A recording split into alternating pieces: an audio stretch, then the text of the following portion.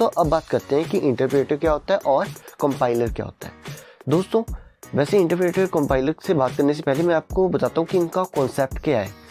Mainly ये काम करते हैं एक तरह का ट्रांसलेटर का। जैसे कि हम किसी फॉरेन में जाते हैं और हमें उनकी लैंग्वेज नहीं पता होती, तो हम एक व्यक्ति को हायर करते हैं। वो क्या करता है, हमारी लैंग्वेज को उसकी लैंग्वेज में कन्वर्ट कर देता है और उसकी लैंग्वेज को हमारी लैंग्वेज में कन्वर्ट करके हमें बता देता है। इससे क्या होता है कि हम एक दूसरे से कम्युनिकेट कर पाते हैं। ठीक है दोस्तों, अब आपको बेसिक आइडिया हो गया होगा। यही काम करता है कंपाइलर एंड इंटरप्रेटर। कंपाइलर क्या करता है और इंटरप्रेटर क्या करता है, हमारी लैंग्वेज जो ह्यूमन लैंग्वेज समझ सकता है उसे मशीन लैंग्वेज, जो कि क्या है बाइनरी लैंग्वेज 0 और 1 की लैंग्वेज, उसमें कन्वर्ट कर देता है। यही काम है कंपाइलर एंड इंटरप्रेटर का। अब बात करते हैं इन दोनों में फिर डिफरेंस क्या है।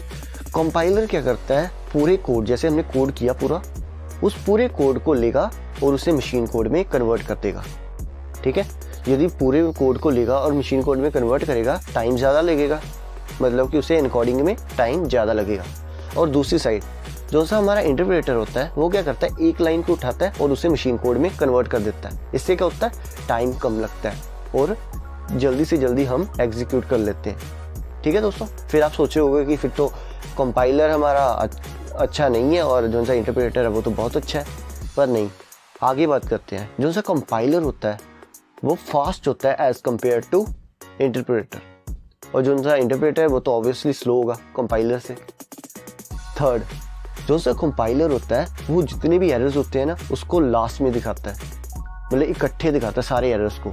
जो सा कंपाइलर होता है वो तो सारे एरर्स को इकट्ठा दिखाएगा, तो क्या होगा, हमें थोड़ी कंफ्यूजन हो जाएंगी, एरर को ढूंढने में मुश्किल होगी। बट दूसरी साइड जो सा हमारा इंटरप्रेटर है वो क्या करता है, लाइन बाय लाइन कोड को एग्जीक्यूट करता है। उससे क्या होता है, हमें एरर फाइंड करना बहुत ईजी हो जाता है और हम इजीली कोड में यदि कोई भी एरर हो तो उसे इजीली ठीक कर सकते हैं। ठीक है दोस्तों, अब आप सोचे होंगे फिर इंटरप्रेटर अच्छा है या फिर कंपाइलर अच्छा है। कंपाइलर और इंटरप्रेटर अपनी अपनी जगह पर दोनों अच्छे हैं।